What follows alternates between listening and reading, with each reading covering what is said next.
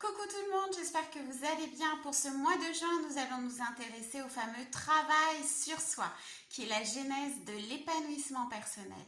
Le travail sur soi, qu'est-ce que c'est? Comment l'établir et surtout avec qui et à partir de quand? Je réponds à toutes ces questions dans la vidéo du mois. À tout de suite.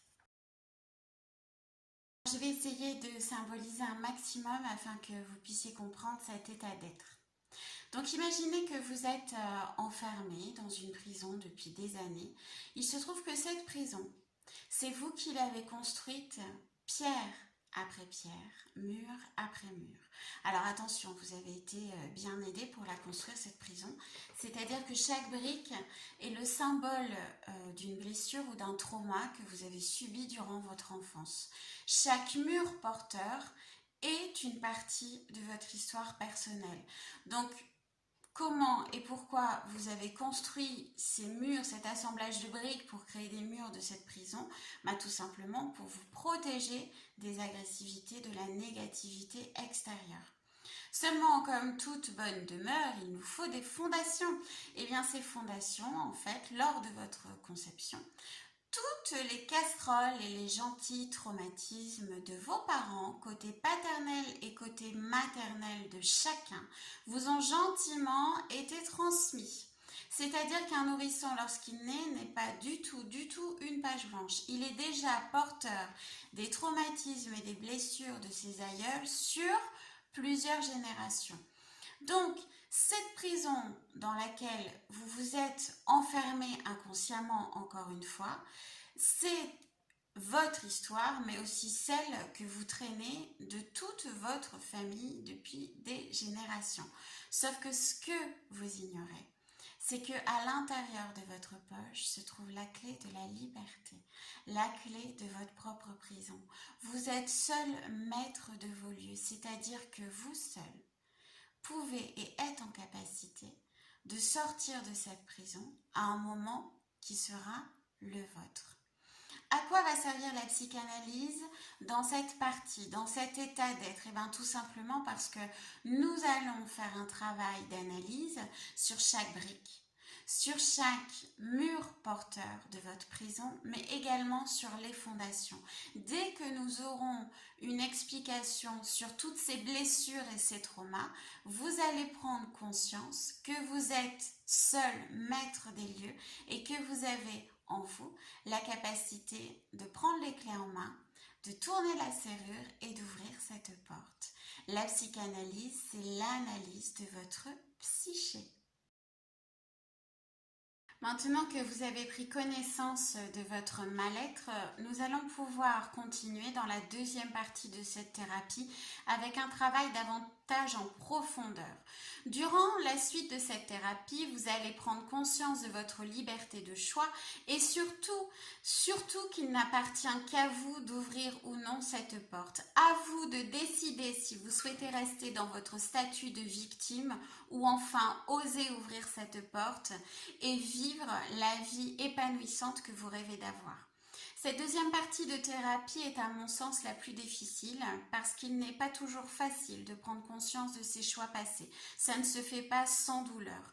Heureusement, il existe différents procédés énergétiques pour arriver à calmer un petit peu toutes ces émotions refoulées jusqu'ici qui vont revenir à la surface. Et mon rôle de thérapeute va être justement de vous déculpabiliser et de mettre des mots sur ces choix passés pour comprendre en fait ce cheminement qui vous a emmené finalement jusqu'au superbe travail sur soi que vous êtes en train de faire. Donc cette deuxième partie de thérapie va se faire grâce à l'analyse et grâce à l'énergétique. C'est ce que l'on appelle la psycho-énergétique. Au sein de mon cabinet, eh bien, j'ai la chance de pouvoir utiliser différents outils pour l'accompagnement de mes patients.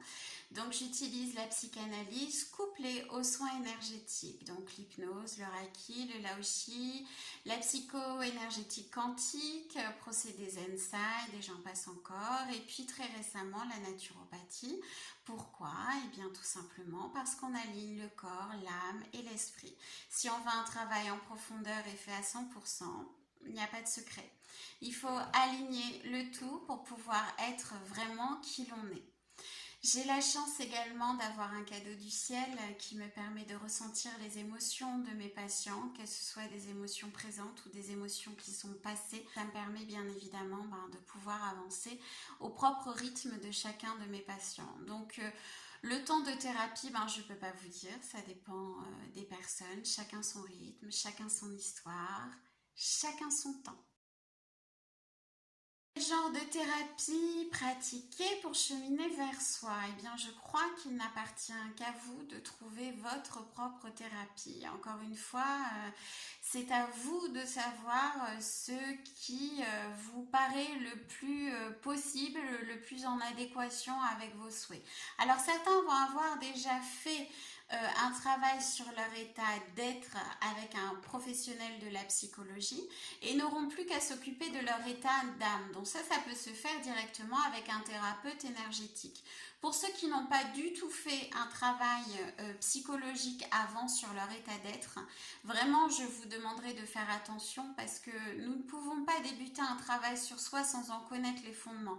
Ça c'est ma propre opinion, vous en faites ce que vous en voulez, mais à mon sens on doit connaître l'origine des mots pour pouvoir ensuite cheminer vers le mieux-être, mais à 100% et pouvoir partir à sa propre rencontre. C'est important. Donc le seul conseil que je vous donnerai, c'est de trouver votre propre thérapie, votre propre thérapeute. Renseignez-vous, regardez sur YouTube, lisez des bouquins. Il y a tout un tas de possibilités pour trouver sa propre thérapie, ce qui nous fait vibrer. Et bien évidemment, je vous conseillerais d'avoir un thérapeute formé à la psychologie si vous n'avez pas déjà fait un travail sur vous dans ce sens. C'est vraiment très, très important. Comment savoir quand c'est le bon moment? Eh bien, j'ai envie de vous dire, vous le saurez. Merci Nelly pour cette information. Non, c'est vraiment quelque chose qui se passe à l'intérieur de nous. Il faut savoir vous écouter. Donc, on peut revenir encore sur ce que je vous disais dans les anciennes vidéos, les douleurs, le moral en berne, tout ce qui va pas. Donc là, oui, évidemment, vous êtes dedans. Il faut vraiment aller voir quelqu'un.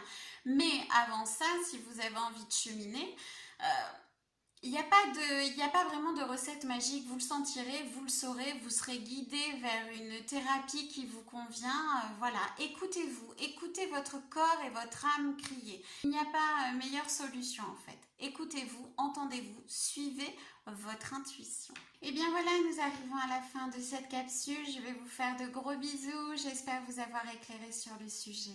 De toute façon, si vous tombez sur cette vidéo, ce n'est pas par hasard. C'est que vous vous posez différentes questions. J'espère avoir été assez explicite, du moins dans le cheminement que je propose à mes patients. Petite parenthèse, je serai sur Villandreau en Sud-Gironde du 27 au 30 juin 2020. Si vous souhaitez me rencontrer, je vous invite à me téléphoner. Vous trouverez toutes mes coordonnées en barre d'infos ainsi que sur ma page Facebook ou encore mon site internet.